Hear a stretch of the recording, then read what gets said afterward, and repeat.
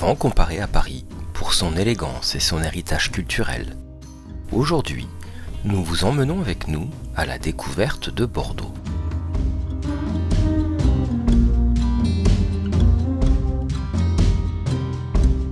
Surnommé le port de la Lune, cette image poétique fait référence à la courbe de la Garonne qui forme un croissant de lune.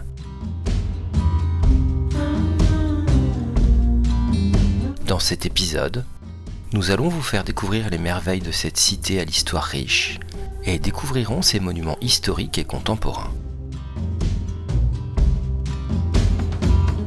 Et si vous souhaitez en savoir plus sur l'univers du vin et des châteaux de cette fabuleuse région, vous pourrez découvrir 3 autres épisodes qui y sont consacrés. Un sur les châteaux Pape Clément et la Motte Bergeron, intitulé Vin, Château et Bord de mer. Un autre intitulé De la Cité du Vin au Bassin des Lumières. Et enfin, celui consacré à la découverte de Saint-Émilion avec notre film Le Temps Suspendu. Mais pour aujourd'hui, ce sera Bordeaux, et rien que Bordeaux. Alors c'est parti pour une journée de visite bien remplie, puisque nous allons vous faire découvrir plus d'une trentaine de lieux. La ville se dresse fièrement dans la région d'Aquitaine, au sud-ouest de la France, à 450 km de Paris, et à seulement 1 heure de route de la côte atlantique. Nous nous rendons en direction du centre-ville et passons devant la maison de l'économie créative et de la culture, la MECA, un bâtiment moderne de 12 000 m² qui se veut être une véritable maison de l'hybridation créative, chaque espace y étant pensé comme un lieu vivant d'expérimentation artistique en phase avec la création contemporaine.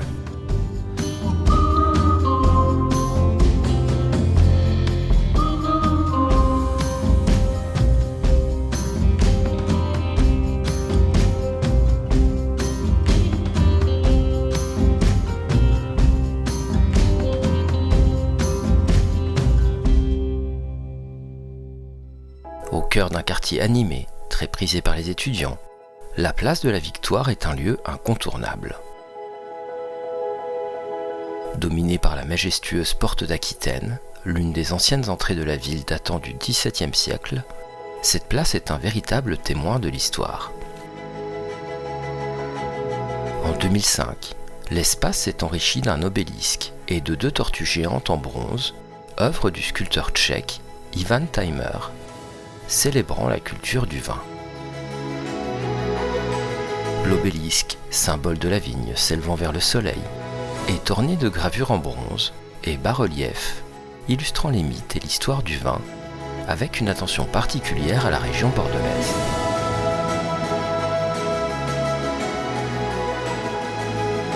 Les tortues, quant à elles, évoquent la longévité du vin, avec des carapaces portant les appellations bordelaises et des grappes de raisin en bouche.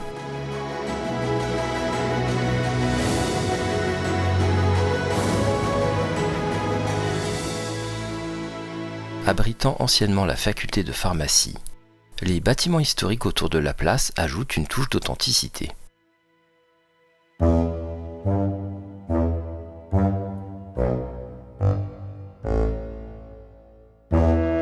À quelques rues de là, s'élève un des plus vieux beffrois de France, la Grosse Cloche, seul vestige des anciens remparts de la ville. Depuis le XIIIe siècle, ces cloches rythment la vie bordelaise. À l'époque, cette porte défensive servait également de prison. Pour l'anecdote, les Bordelais, avec humour, disaient qu'ils logeaient à l'hôtel du Lion d'Or, en référence à la girouette du dôme central, représentant un lion, symbole des rois d'Angleterre.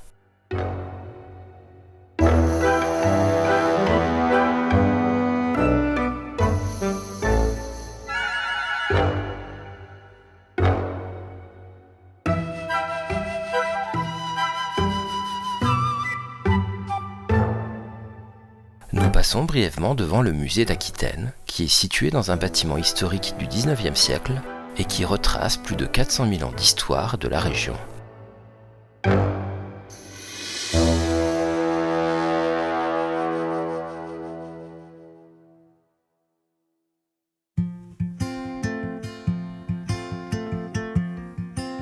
Nous arrivons maintenant dans le cœur battant de Bordeaux, la rue Sainte-Catherine, qui est une des plus longues rues piétonnes et commerçantes d'Europe, s'étendant sur 1,2 km.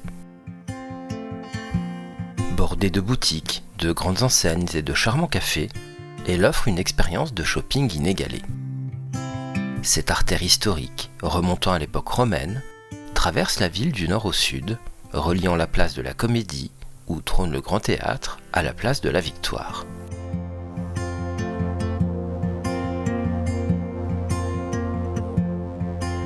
En flânant le long de la rue, on découvre une diversité architecturale allant des bâtiments du XVIIIe siècle aux structures modernes, témoignant de l'évolution de la ville. Nous faisons un court arrêt pour goûter la pâtisserie traditionnelle de la région, le cannelé. De forme cylindrique, c'est un petit gâteau à la fine croûte caramélisée et à l'intérieur moelleux, parfumé à la vanille et au rhum, tout simplement délicieux. Dominant le ciel de Bordeaux, la basilique Saint-Michel est un joyau de l'architecture gothique flamboyante, inscrite au patrimoine mondial de l'UNESCO. Située sur la place Canteloup, cette église impressionnante a été construite entre le XIVe et le XVIe siècle. Son clocher, séparé du corps de l'église, est l'un des plus hauts de France, culminant à 114 mètres.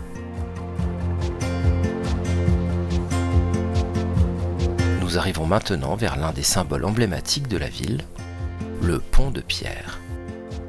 Construit sur les ordres de Napoléon Ier et achevé en 1822, il fut le premier pont à relier les deux rives de la ville. Composé de 17 arches, en hommage aux lettres du nom Napoléon Bonaparte, le pont s'étend sur 487 mètres.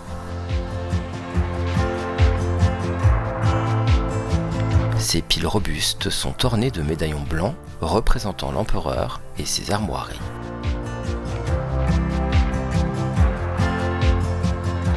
Il offre une vue imprenable sur la Garonne et les façades classiques du XVIIIe siècle du port de la Lune. Face au pont, on trouve la porte de Bourgogne. Elle marquait l'entrée officielle de la ville sur l'ancienne route menant à Paris. Elle a été construite entre 1750 et 1755 et donnait l'image de la ville moderne du XVIIIe siècle.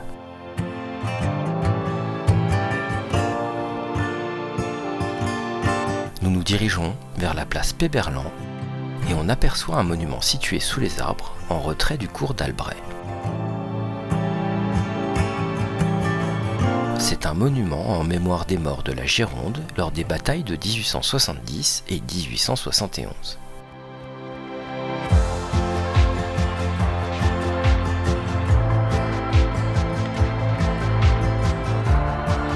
Nous arrivons sur la place et découvrons une statue en bronze de 3 mètres de haut de Jacques Chaban-Delmas. Il a été chef de gouvernement sous la présidence de Georges Pompidou de 1969 à 1972. Et la ville a fait réaliser en son hommage une statue géante de l'homme politique, revêtue de son imperméable, la tête haute et fière, tournée vers la cathédrale et la mairie, deux sites majeurs de la commune qu'il a gérés pendant 48 ans, de 1947 à 1995.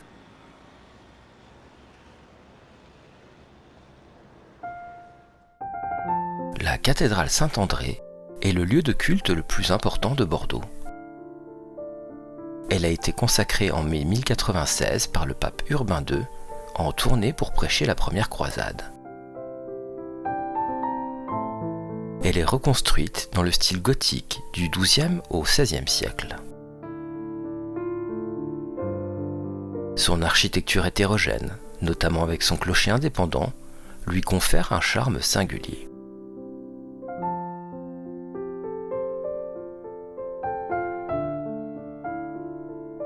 Le tympan du portail nord est divisé en 3 registres dont l'Ascension du Christ, entouré des 12 apôtres. À l'intérieur, La longueur est de 124 mètres et la nef unique mesure 18 mètres de large. Dans cette église furent célébrés 2 mariages royaux. En 1137, le mariage d'Aliénor d'Aquitaine avec le futur Louis VII, roi des Francs, et en novembre 1615, le mariage d'Anne d'Autriche, infante d'Espagne, et de Louis XIII, roi de France et de Navarre.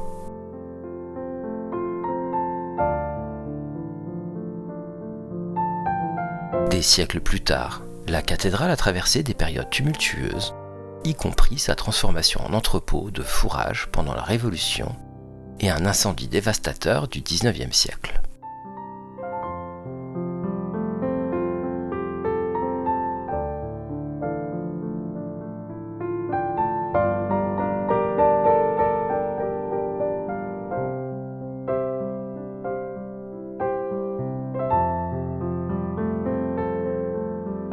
Nous sortons de la cathédrale et décidons de prendre un verre sur la place tout en admirant l'architecture exceptionnelle de cette église.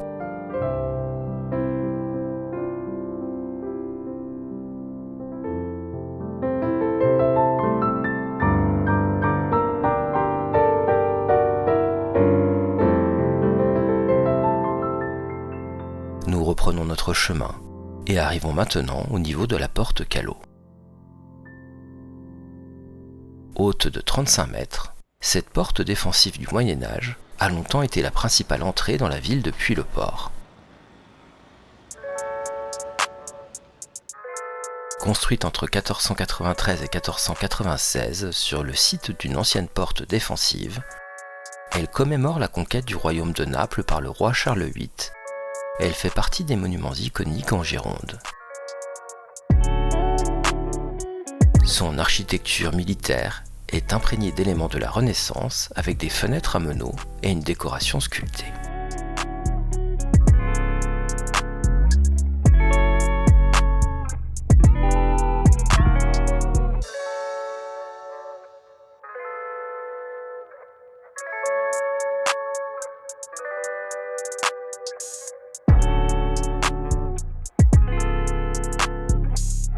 La place Camille-Jullian, quant à elle, est plus contemporaine puisqu'elle a été construite en 1934 et rend hommage à l'historien de Bordeaux du même nom.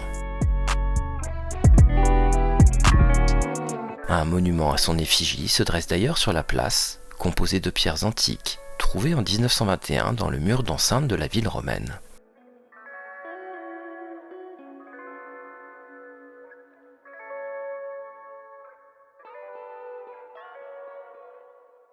La basilique Saint-Seurin, construite au début du XIe siècle, est classée monument historique en 1840 et inscrite au patrimoine mondial de l'UNESCO en 1998 en tant que site des chemins de Saint-Jacques de Compostelle.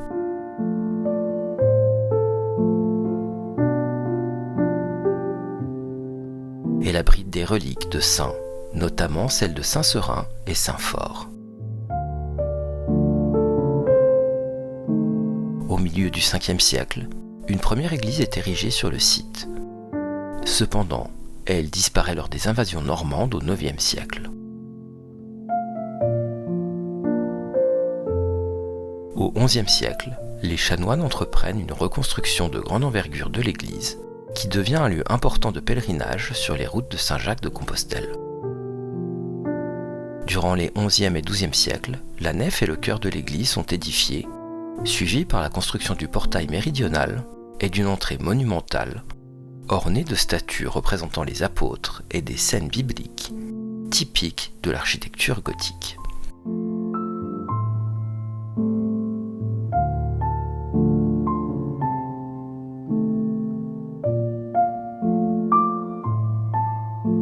Au IXe et XVe siècle, plusieurs chapelles sont ajoutées, dont la chapelle de Notre-Dame de la Rose, dans un style gothique flamboyant.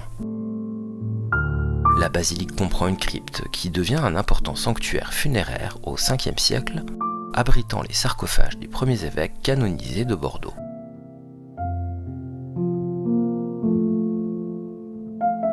Elle sera ensuite transformée en 1635 pour accueillir davantage de sarcophages, dont celui de Saint-Phore.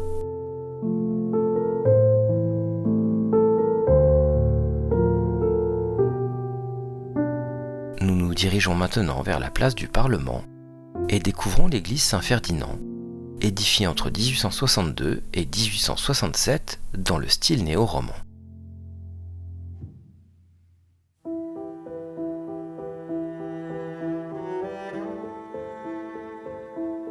Elle présente une façade ornée de 2 tours jumelles, un porche à triple portail décoré de bas-reliefs représentant la Nativité et la Sainte Famille, surmonté de 3 statues, dont celle de Saint Ferdinand.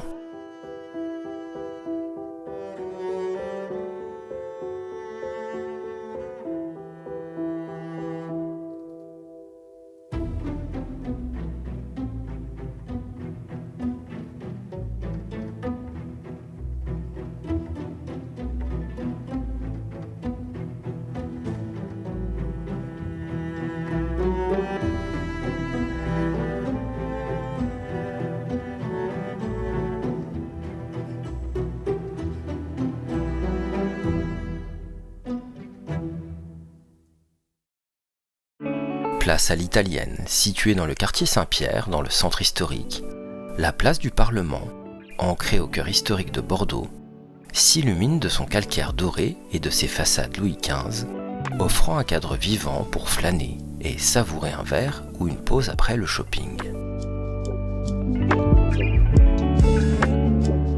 Reliée à divers points névralgiques de la ville par plusieurs rues, elle dévoile un trésor architectural avec ses façades néoclassiques ornées de macarons sculptés et sa somptueuse fontaine, œuvre de l'architecte Louis-Michel Garros, inaugurée en 1865.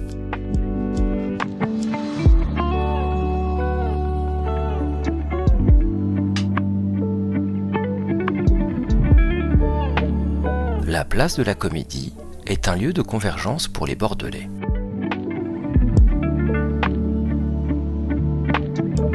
Elle est dominée par le majestueux Grand Théâtre, construit en 1780.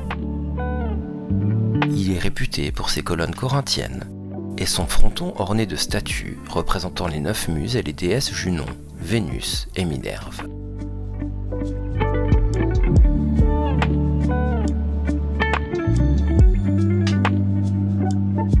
La place est un véritable carrefour culturel et commercial.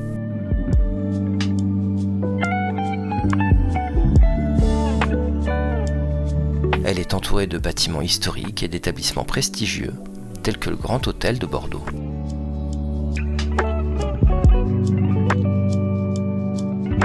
On y trouve aussi l'œuvre intitulée Sana de Jaume Plensa, un artiste espagnol vivant à Barcelone et dont nous avions déjà pu admirer une de ses œuvres sur notre film d'Antibes.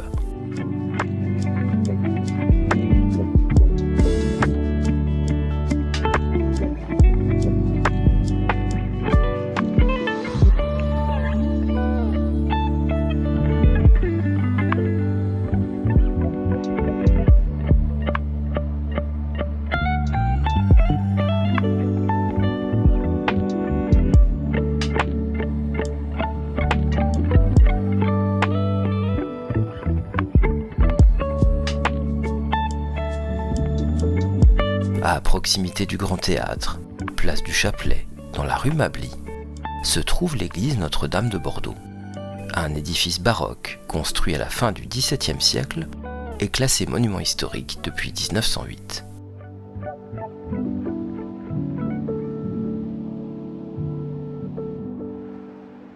Connue pour son acoustique exceptionnelle, elle accueille de nombreux concerts.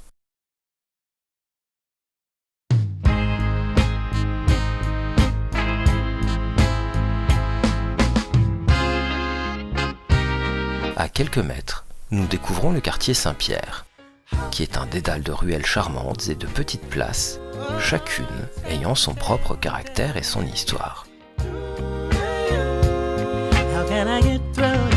Les noms des rues reflètent les anciennes professions et activités qui s'y pratiquaient, comme par exemple la rue des Bahutiers ou la rue des Argentiers.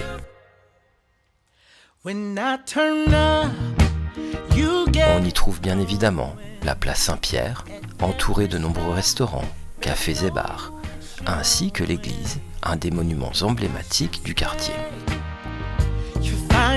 Construite entre les XIVe et XVe siècles, Elle a été édifiée sur les vestiges d'une ancienne église romane et d'un port gallo-romain. Elle est de style gothique typique, avec ses voûtes en ogive et ses vitraux colorés. Elle a longtemps été un lieu de rassemblement pour les marins et les pêcheurs du port de Bordeaux. Après avoir repéré la pizzeria réputée de la ville, dans laquelle nous irons dîner en fin de journée, nous faisons une pause rapide dans un lieu incontournable de la gastronomie bordelaise, les Halles de Bacalan, qui se situe en face de la Cité du Vin, au cœur du quartier des Bassins à Flot.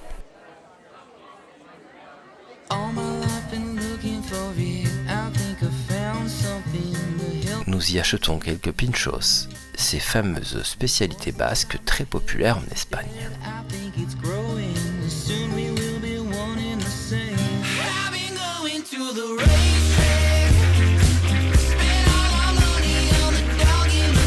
Après ce petit encas, direction la place Quinconce. Avec ses 126 000 m², c'est l'une des plus grandes places d'Europe. Elle a été créée entre 1818 et 1828 sur le site de l'ancien château Trompette, une vaste forteresse qui avait été construite au XVe siècle. Elle est dotée d'une esplanade rectangulaire, encadrée par des plantations d'arbres plantés en quinconce. La place fut initialement baptisée place Louis XVI, puis renommée place Louis-Philippe, et prend son nom actuel après la Révolution de 1848. Elle abrite des statues de Montaigne et Montesquieu.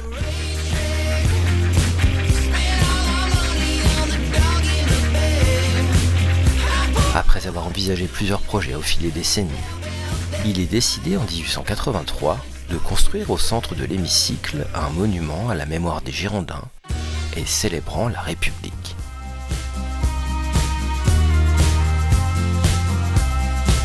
Le monument est composé d'un large socle encadré de 2 bassins, ornés de chevaux et de groupes en bronze, et surmonté d'une colonne de 43 mètres, où culmine à 54 mètres de hauteur la statue en bronze de la Liberté brisant ses chaînes.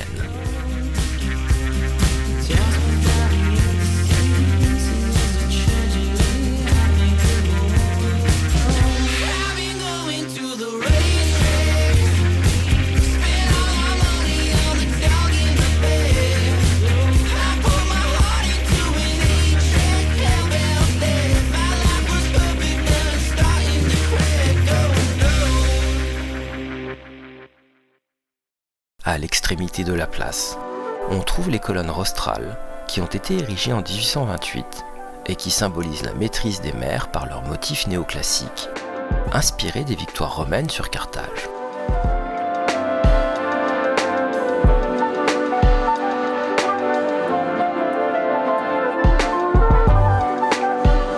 Situé au nord du centre historique de la ville, le quartier des Chartrons est un mélange de bourgeoisie et d'esprit bohème.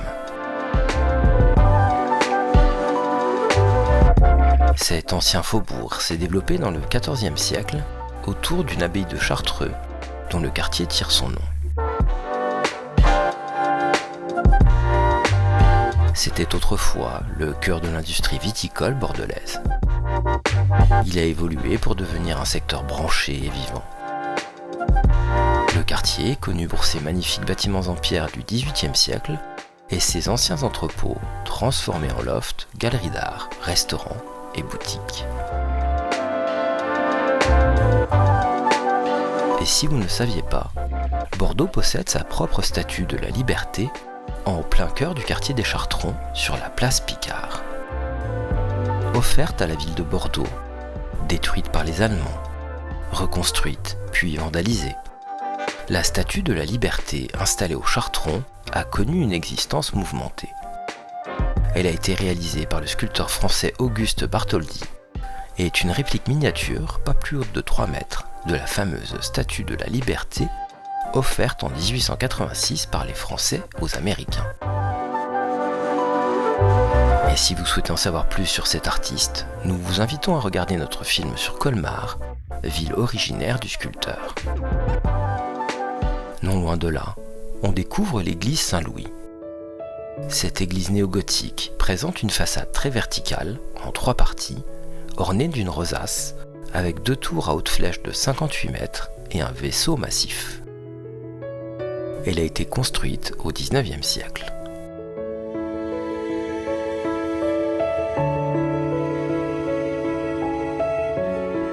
Son intérieur est connu pour sa décoration impressionnante.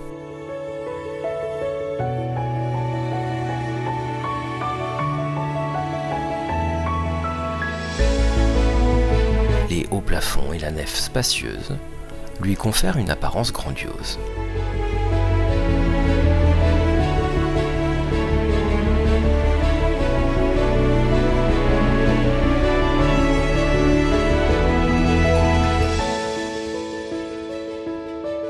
L'église est ornée de différentes œuvres d'art religieuses, de sculptures et de vitraux qui ajoutent à sa beauté. Elle abrite entre autres des vitraux de Henri Fleur et de Nicolas Lorrain.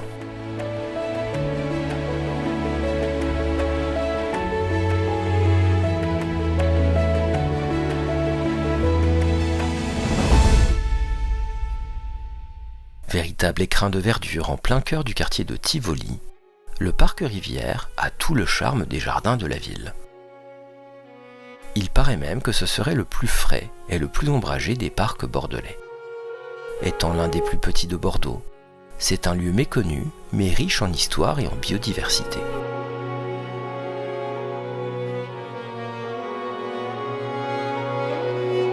Autrefois domaine d'un château bourgeois du XIXe siècle ayant appartenu au baron Alfred de Luz, il conserve encore ses ruines, dont des murs, tours et une cheminée, intégrés dans le paysage boisé du parc.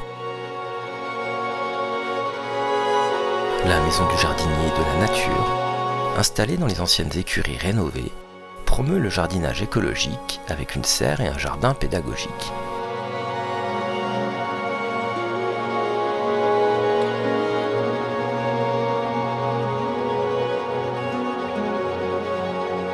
Le parc abrite également une variété d'arbres centenaires, une faune diverse, incluant des oiseaux et des écureuils, ainsi qu'une aire de jeu.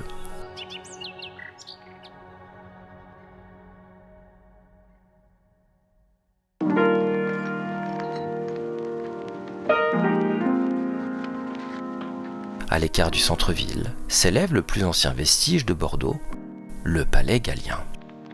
Un amphithéâtre antique, construit au début du IIe siècle, à l'époque gallo-romaine. Classé monument historique depuis 1840, il reste partiellement visible, avec notamment une entrée et quelques murs conservés. Les fouilles récentes suggèrent une construction datant du 1er ou du début du IIe siècle. Mesurant 132 mètres par 111 mètres, il pouvait accueillir environ 22 000 spectateurs. Abandonné à la fin de l'Antiquité, il fut utilisé comme carrière de pierre au Moyen-Âge et comme dépotoir pendant la Révolution française.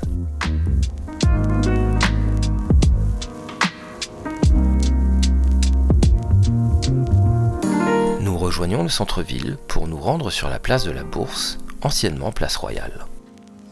C'est un lieu emblématique, construit entre 1730 et 1755. Elle est bordée par 2 pavillons symétriques, le palais de la Bourse et l'hôtel des douanes.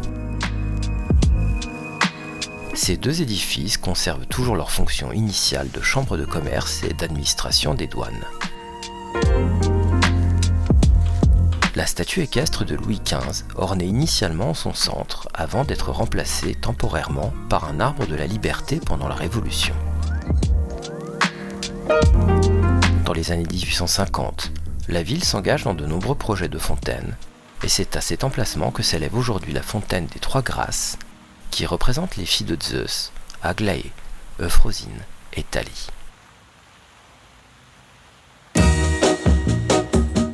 Selon certains, pour les visages des 3 statues, le sculpteur se serait inspiré de 3 souveraines de l'époque, l'impératrice Eugénie, la reine Isabelle d'Espagne et la reine Victoria d'Angleterre. Remodelée au fil des siècles, La place est un exemple remarquable de l'architecture classique française du XVIIIe siècle, avec ses façades ordonnancées et ses sculptures symboliques.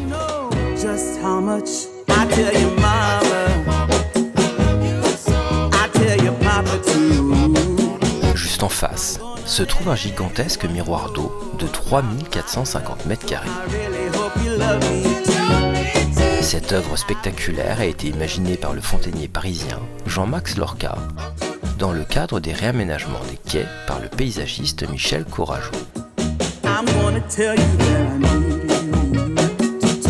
Le système permet de faire apparaître l'un après l'autre un effet miroir, avec 2 cm d'eau stagnant sur une dalle en granit, et un effet brouillard pouvant atteindre jusqu'à 2 mètres de hauteur.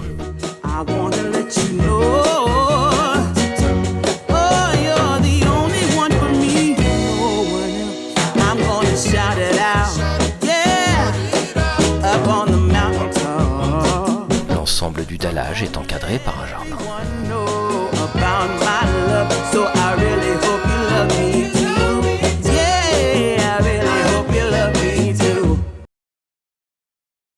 Nous prenons maintenant un bateau-bus pour aller de l'autre côté de la Garonne pour prendre un verre, tout en ayant une vue sur la ville.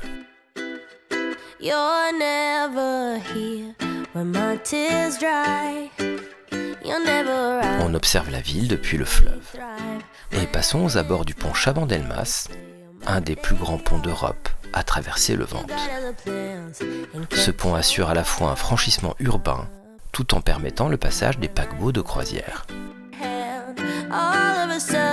Dans chacune des tours, un contrepoids de 600 tonnes et des poulies de levage permettent le levage de la travée centrale. En cas de panne, la travée le ventre descend par son seul poids.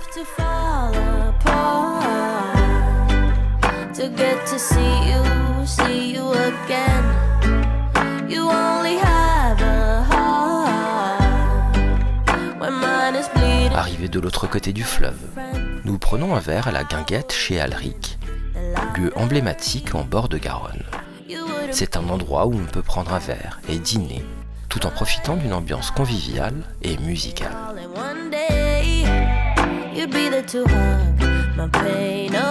La Guinguette est célèbre pour ses concerts de musique live, souvent de genres variés. C'est un lieu prisé pour se détendre et profiter de l'atmosphère chaleureuse du lieu.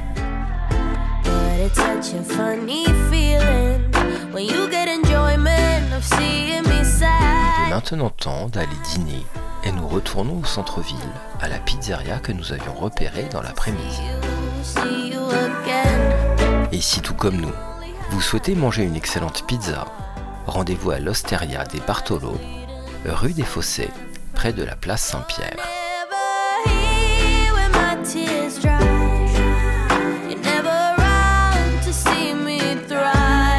Après ce dîner, nous retournons sur la rive droite, dans le quartier de la Bastide, pour y découvrir le Darwin Ecosystem, qui est situé dans une ancienne caserne de la ville et se définit comme le lieu alternatif de la rive droite.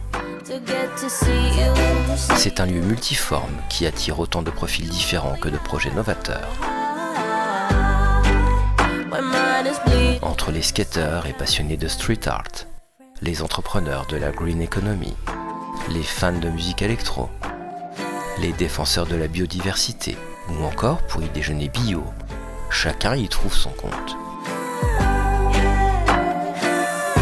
Darwin est un lieu où l'on peut choisir de consommer autrement.